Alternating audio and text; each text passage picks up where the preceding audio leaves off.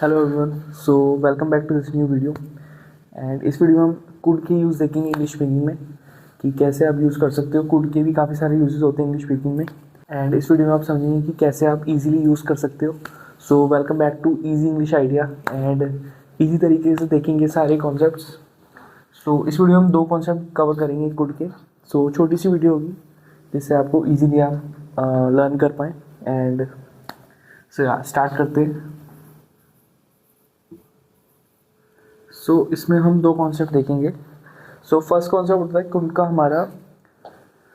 First concept होता है हमारा पास्ट की एबिलिटी का। जैसे हम कैन को यूज़ करते हैं कि हम कैन में कहते हैं कि मैं ये कर सकता हूँ, कि आप ये कर सकते हैं, कि I can do this, I can do that.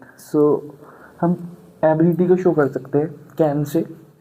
तो इसमें क्या करते हैं कोड में, हम पास्ट की एबिलिटी या फिर जो हमारा कह सकते हैं जो हम पहले कर लेते थे। जैसे मैं बचपन में, जैसे अब मैं कहूँ कि मैं अच्छे से दौड़ सकता हूँ, I can run very fast.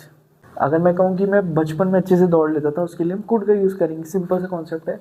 तो पास्ट यानी कि भूतकाल।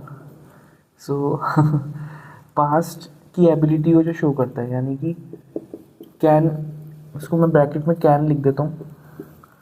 कैन के पास्ट के लिए यूज़ कर सकते हैं कि अगर मैं अभी ये कर लेता हूँ, I can do this, I can do that. कुछ भी हम ले सकते हैं। बचपन में अगर मैं ये कर लेता था, उसको डिस्क्राइब करने के लिए हम क्या कहेंगे कि गुड। फॉर एग्जाम्पल कि बचपन में मैं काफ़ी तेज भाग लेता था, तो इसको कैसे लिखेंगे? I could run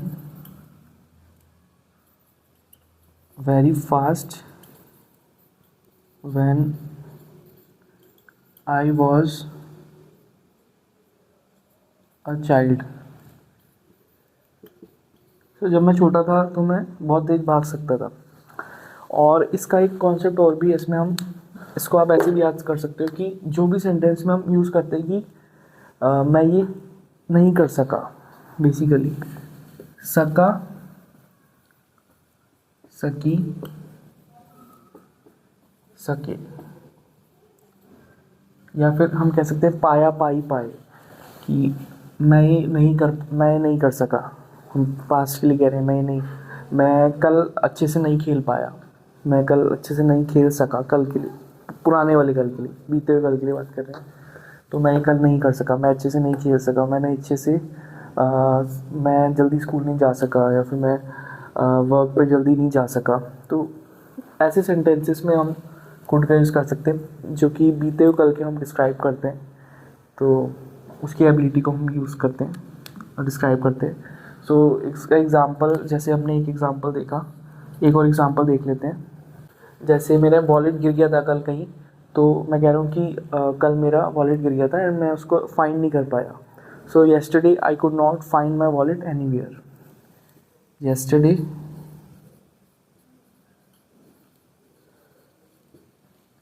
I could not find my wallet anywhere। कि कल मैं अपना वॉलेट नहीं फाइंड कर सका। तो इस तरीके से जो सेंटेंस होते हैं, इसमें हम पास्ट की, बीते हुए कल की बात कर रहे होते हैं और हम बता रहे होते हैं कि हम ये नहीं कर सके, ये नहीं कर सका, या फिर मैं बचपन में ये कर लेता था, जैसे मैं बचपन में दौड़ लेता था।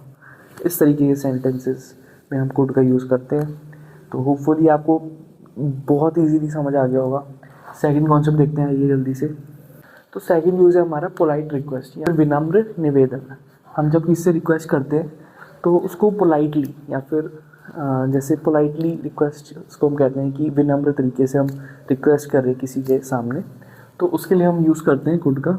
तो यहाँ पे मैं लिख रहा हूँ पोलाइट रिक्वेस्ट। विनम्र निवेदन। इसका एग्जांपल देख लेते हैं कि क्या आप मेरी हेल्प कर देंगे इस चीज़ में।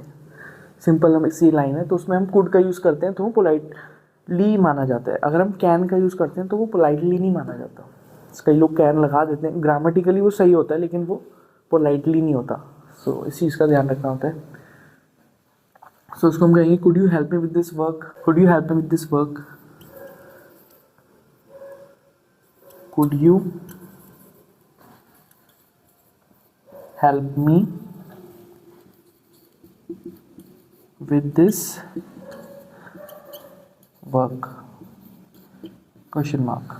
इसी तरीके से दूसरा सेंटेंस देख लेते हैं, could you please open the door, क्या आप दरवाज़ा विंडो खोल देंगे, could you please open the door, या विंडो कुछ भी कर सकते हैं, कुड यू प्लीज